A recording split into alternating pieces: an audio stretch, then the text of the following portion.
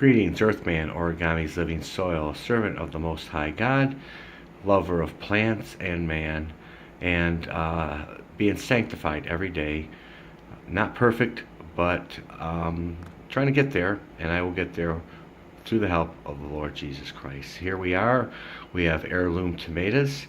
This is a genovese heirloom, Italian heirloom. Some other ones, some smaller ones over here. This one's more of a dome shape. And then I have some San Marzanos. This yellowish green bumblebee cherry tomato, and then some black cherry tomatoes. All of them really great tomatoes. This is what the inside of this one looks like. I did a video on it earlier. It's a 1 pounder, and it came out really nice. But I think these tomatoes would make a great stuffer tomato. They're not, they got a big gap always.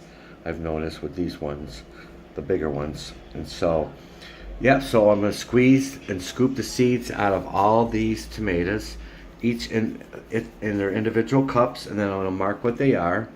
And when I mean I squeeze, I mean seeds, juice, and all, pulp. And then you have to cover it and let it ferment for about a week until it starts getting stinky, like a whole bunch of mycelium forms on the top, mold. And then you're ready to start rinsing them. And you want to rinse them in a fine wire mesh strainer and a big bucket of water. That's how I do it. And I just do it a bunch of times. Just keep rinsing them, and straining them until I get all the gook off of them and all that stuff. But by letting them ferment, the acidity will eat away a lot of the membrane that covers those seeds. That's going to be a problem if you don't do it that way.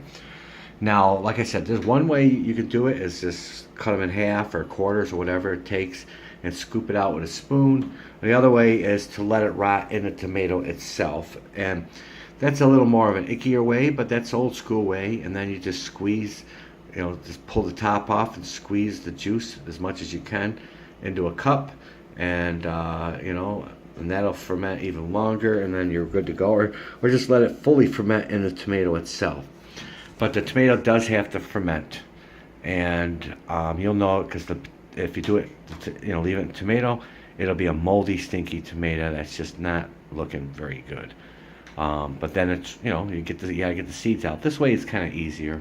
You don't have to mess with all the other stuff.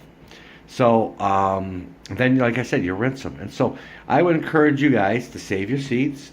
These are all heirloom tomatoes, and I'm going to enjoy these plants next year. These were the best tomatoes from the best plants, and that's just one way of having great seeds and great plants for the following season. To know what you're ordering, and take your time when you order, but just don't order any garbage, junk, buy any goofy plant you can, just because it's cheap at the farmer's market. Pay a little extra if you can and get quality plants, or do your own and get quality seed. That's even better. Well, this is Earthman Origami's living soil, hoping that God will reveal himself to you this day. All you have to do is just ask him. And so may your family be blessed and your day.